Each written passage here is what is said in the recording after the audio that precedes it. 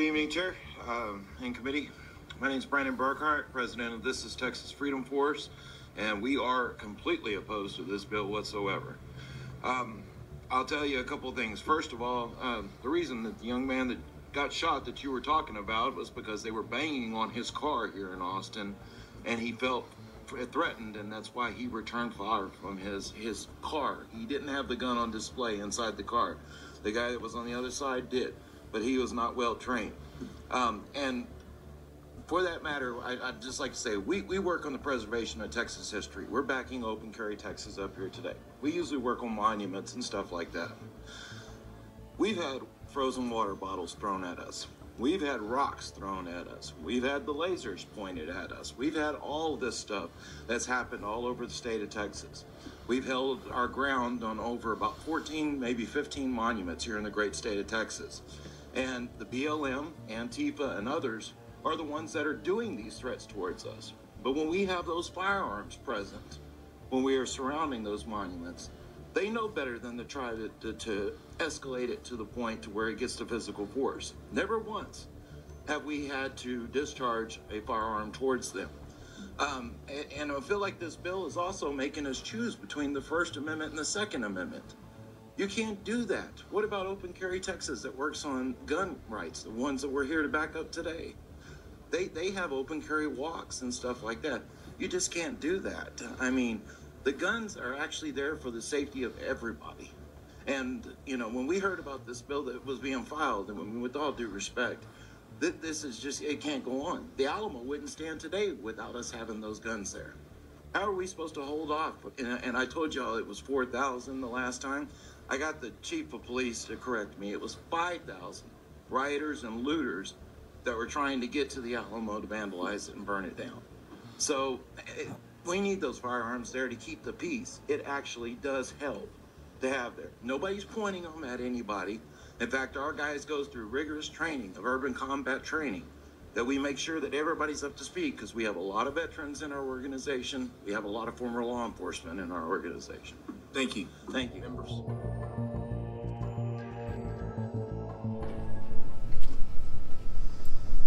Good morning. My name is Lamar Henry. I'm speaking for myself and also as Vice President of This is Texas Freedom Force. I'm adamantly opposed to this bill. It does nothing to address violent crime, and like others, bills of this kind, gun control bills, it only targets law-abiding citizens. It does nothing to fight crime whatsoever. I've sat here for 12 hours listening to all of this gun control stuff, and it's just the same thing you hear day after day after day. It does nothing to fight crime. It targets law-abiding citizens that have every right to have the guns that they have. You know, and it gets a little bit tiresome to even hear it. The criminal use of long guns, for instance, is pretty minimal, actually, when you look at how many people own guns and how many use them, you know, for hunting or whatever they use them for. You know, and at times when there's an assembly of armed citizens like we do sometimes, it's a proven fact that there is not any violence. Of all of the times that we've ever been at rallies and all this stuff, not one time has there ever been any violence from us or anybody else. And I'll tell you why that is because the presence of our guns actually keeps the peace. If we did not have those guns, there'd be a lot more violence occurring with the people that we encounter, which are the ones that do looting and burning and things like that. But they don't do that much when they encounter us. And we're not using those guns, you know, to be shooting at them. The only time that would ever occur, and it hasn't, would be when we have to use them for self-defense. I guess you could call it an intimidation factor. Well, that's a good thing. It keeps the peace. A lot of times we have pieces to keep the peace. Lamar. That's what it amounts to. Mr. Henry. Yes. Thank you. And members. Thank you very much. Good evening, Chairman White, committee members. My name is Ramon Garza. I'm the Outreach Director for this Texas Freedom Force. I speak on behalf of many of our members that can't be here, and we definitely do oppose this bill.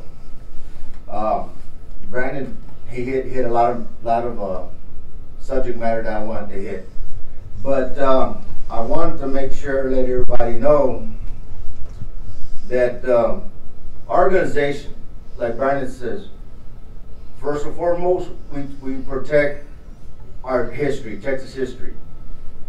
That's mission number one. Mission number two is Texans' rights. And that's why we're here today, protect Texans' rights. Now this bill, exactly what it does is attacking the rights of us, our rights that we have as Texans. And the thing is this, not only does it attack our rights, but it attacks the rights of responsible Texans. Brandon is actually absolutely correct, and I think the last time we met here, I did make the statement that our members do carry our firearms, not for intimidation, but to protect ourselves. And again, it's our right to do that. Myself, I'm a veteran. We have another veteran that's here.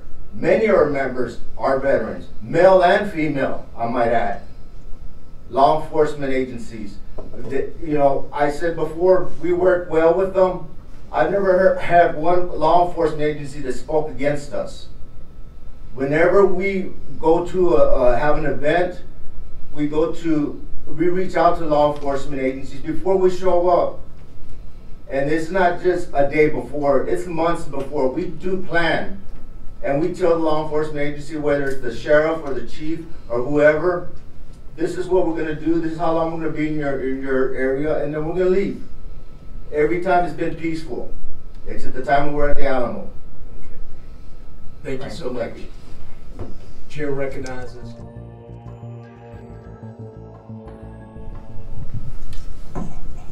Mr. Chairman, members, thank you. I'm Rick Briscoe, representing Open Carry, Texas, speaking against the bill. With all due respect to the bill author, there's so many fallacies in it, I barely know where to begin.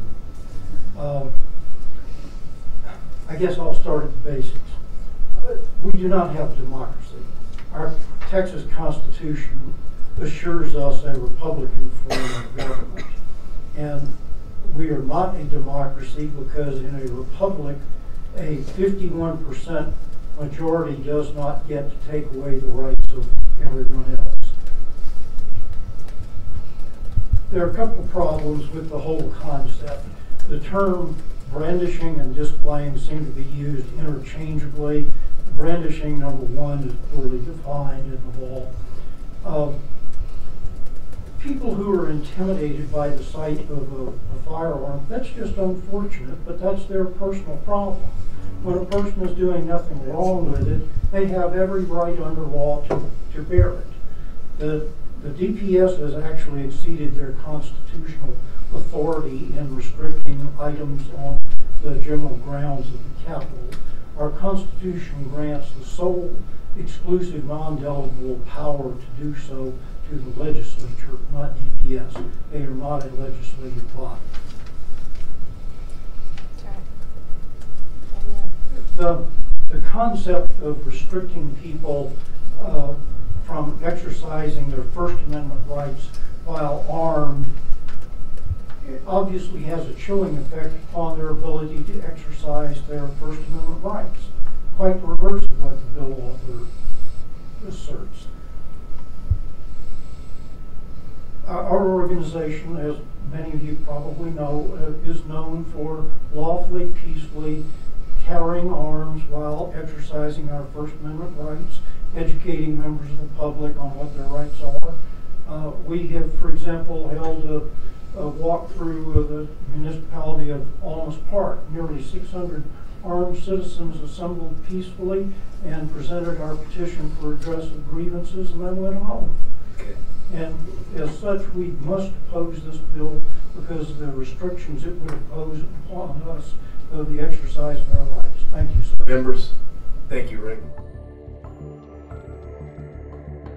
I am one of those that was a protester every Saturday at the Capitol, and if it wasn't for someone like him, we would have been, I'm sure, physically attacked by Antifa and BLM. They would taunt us from across the street, and there were several gentlemen like Brad there that had their guns just on their body. They weren't pointing at anybody, but I'm sure that's the reason they did not do more than what they did. And you know, as far as seeing news clips on it, you know, media will take a little piece of something and make it this big and turn it into something it wasn't. I never saw anyone get hurt. Nobody got, you know, there was no fist fights, nothing. There may have been some screaming, but that was about it. But I'm sure that those guns had something to do with it. That kept them, you know, kept them at bay. So, Members? any questions? Thank you. Thank you very much. This is Texas Freedom Force. This is Texas Freedom Force. Midnight Rider, Freedom Fighter. This is Texas Freedom